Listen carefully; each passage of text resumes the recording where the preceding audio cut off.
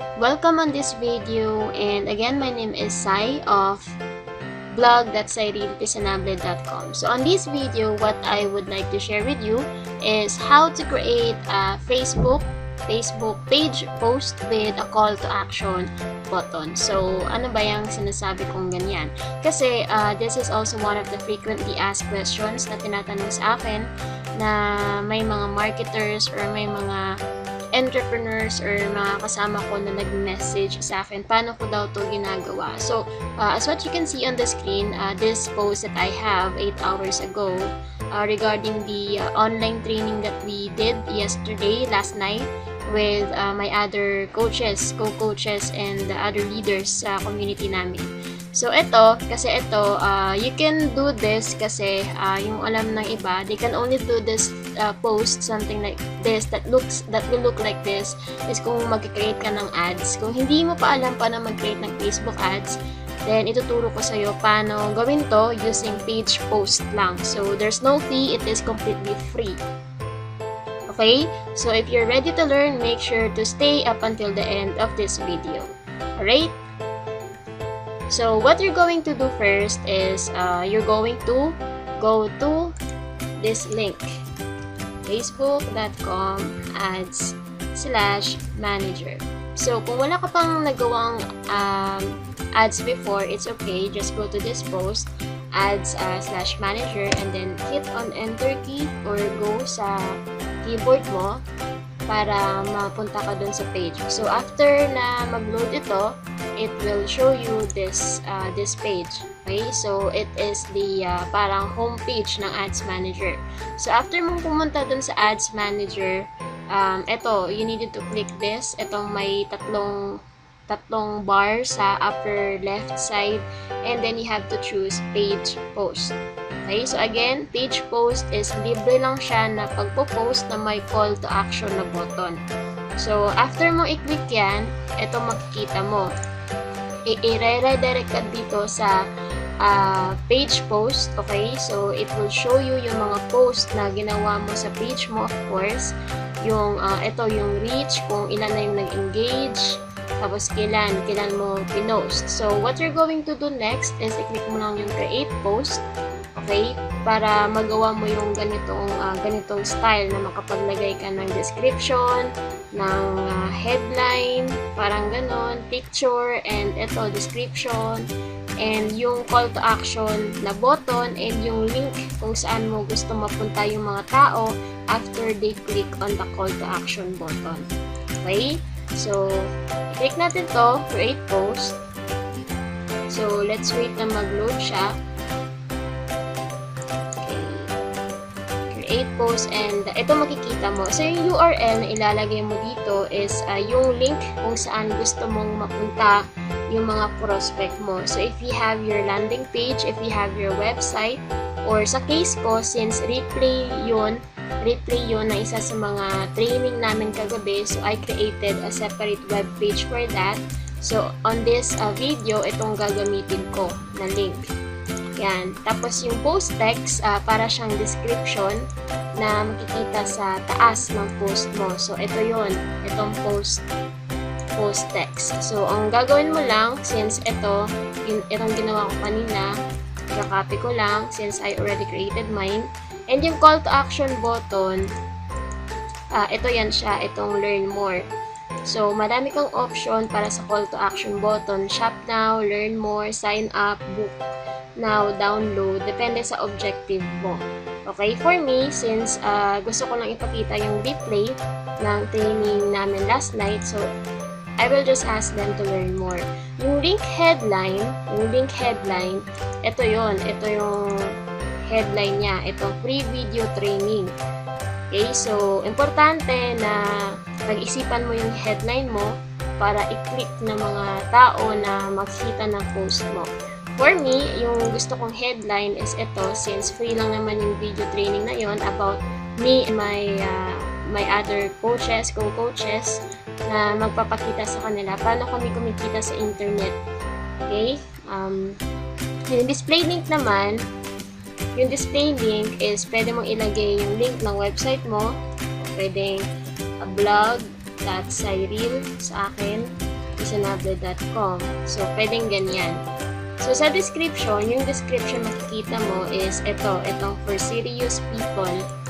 Yan, yung description na yan. So, ito kasi gusto ko makita ng post na to or gusto ko yung mag-click lang yung mga seryosong tao na willing mag-commit, willing mag-learn, and of course, willing mag-take ng action para magkaroon sila ng freedom or financial abundance. So, since now we're going to upload our own image, so you have to click on upload image. So, it will ask you to select an image and pwede kang maglagay ng sarili mong image. So, for me, for my case, I already created my own image using Photoshop. So, again, basic lang yung ginagawa ko sa Photoshop, hindi complicated. Kasi hindi naman ako magaling doon. So, I'm just learning that skill as well. So, if you don't know how to create or how to do this kind of picture, you can ask someone to do it for you. Okay? Or you can go to canva.com. So, you can search it on Google or ask Yahoo about it. So, since we're going to post it or publish it on the page, sa Facebook fan page natin, yung ginawa mong page before, so just click on this radio button, okay? And pwede kang maglagay ng location kung anong country lang or yung mga tao na makita na post mo is from Philippines lang ba or kung from the United States, parang mga ganun. Since ako, yung target ko kasi is mga Pilipino lang, kasi yun yung gusto kong tulungan muna yung mga kapwa Pilipino. So, yan. After you created this, yan siya. So, all you have to do is to click on create post. So, maglo-load yan siya. So, let's wait for that one to stop. Okay. So, ganyan yung paggawa ng post sa Facebook na may call to action button na hindi ka nagagastos. So, after nyan is dito na makikita yung preview. So, ito na siya, free video training. So, all you have to do is, kailangan mong i-click to kasi hindi pa to siya completely or totally published sa fan page mo. Kasi, Facebook, itong kagandahan kay Facebook because they will ask you kung kailan mo gustong i-post itong mga ganitong post. Kasi pwede kang mag-schedule ng post. Diba? May mga scheduled post na makita mo dito sa left side ng page na to. So, pwede mong ito, i-click yung action, pwede mong i-schedule. Okay, so sa schedule, pwede kang pumili ng date and yung time na gusto mong i-publish yung post mo. So, pwede mong i-post tong post na to or itong ginawa mo sa page post sa time kung saan mas nag-e-engage yung mga visitor ng page mo or kung saan may pumupunta ng mga follower sa page mo. So, sa akin, since tutorial to, so I would like to show you paano to i-publish agad. So, click mo lang yung publish. Click mo tong publish ulit. Yan, maglo-load yan siya. And yan. So, kung mawawala yan siya dito sa listahan mo, so all you have to do is to go to your fan page. So, i-refresh mo lang yung fan page mo and there, you will see the post na kinreate mo. Okay? So, tingnan natin yung post na ginawa natin kanina. So, maglo-load dapat to. So, tingnan natin. Para ma-check mo na na-post yun, dapat hanapin mo yung bagong post na may just now. Diba? Pag magpo-post ka, ipapakita naman ni Facebook kung kailan pinost, kung an hour, after an hour, mga ganon, or 2 hours, 3 hours, just now. Hanapin natin. Yan, ito. So, ito yung ginawa natin kanina na post.